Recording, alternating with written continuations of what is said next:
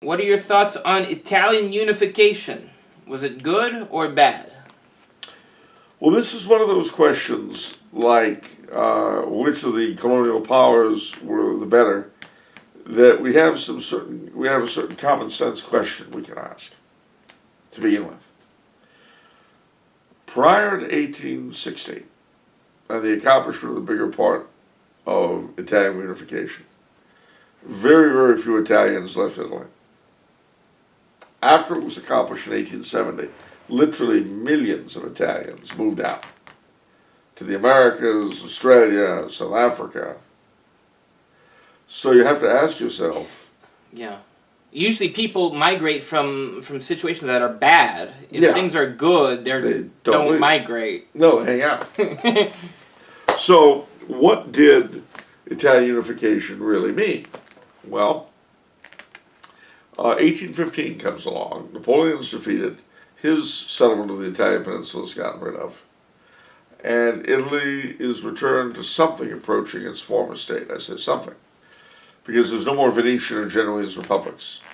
Genoa becomes part of the Kingdom of Sardinia. Venice and Venetia are given to Austria with Lombardy, which they already had. And that becomes the Lombardo-Venetian Kingdom. There's the name for you. The Grand Duchy of Tuscany, the Duchy of Modena are under branches of the House of Habsburg, which are little countries. The Duchy of Parma is under a Bourbon branch. You have the Papal States under the Pope, and lastly, southern Italy, including Bari. Yeah, my people. Your people are under the Kingdom of the Two Sicilies, which is headed by another branch of the Bourbons. All right. So all these three kingdoms and duchies are conservative, Catholic, nice places. And they abolished two of the things that Bonaparte had brought in: conscription and heavy taxation. What was heavy for that time? Well, income tax for starters. Okay. People in those days, they generally got their taxes off sales and things like that. Okay. And they had other taxes, but the income wasn't generally touched. Well, what happens? A couple of things.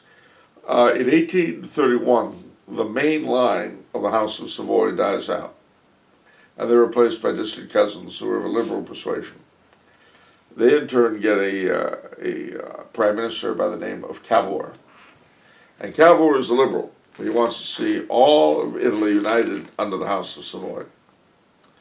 So what does he do to do this? Well, the first thing he does is he brings in income tax and stuff like that. And he brings in conscription to build up the biggest army in the Italian peninsula. Great. So he does that. Then the Crimean War breaks out. And Sardinia, Britain and France have declared war on Russia. And they're fighting the Crimea. Sardinia declares war on Russia and sends a tiny expeditionary force Okay. to join the French and the British. So now they're allies. Okay. Isn't that neat? Yeah. And they got him what he wanted. Because in the meantime, France under Napoleon III is very much the arch rivals of Austria. Now remember, Austria has that Lombardy place. Yeah. And Austria is the guarantor of the peace of the peninsula. So, Cavour convinces Napoleon that what he really wants to do is to make war on Austria. And they do. Wow. And they defeat the Austrians in return for giving them Nice and Savoy, which were French-speaking parts of Sardinia. Napoleon gives them Lombardy, which they've conquered. Well, that's 1859. Okay. Now it's time to take on the rest of the peninsula. And he does. Parma, Modena, the northernmost portion of the Papal States. And then he releases Garibaldi from jail, and Garibaldi begins the conquest of Naples. He starts out, he lands in Sicily, and he fights all the way around, ending up in Naples. And then, of course, the biggest chunk of the Papal States are also taken over. And then Garibaldi gives up his conquest to the House of Savoy. In 1865, I think, 1867, the Savoys moved from Turin, which had been their capital forever, to Florence. In 1866, Austria goes to war with Prussia. And the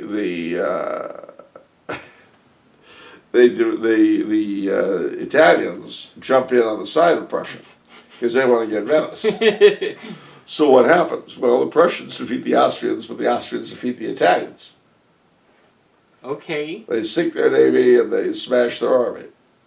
But Prussia insisted they give them Venice anyway, so they get it, 1866. Okay. Finally, Prussia goes to war with France in 1870. The French withdraw their garrison from Rome. The Italians invade. The Pope tells his men to lay down their arms because he doesn't want bloodshed.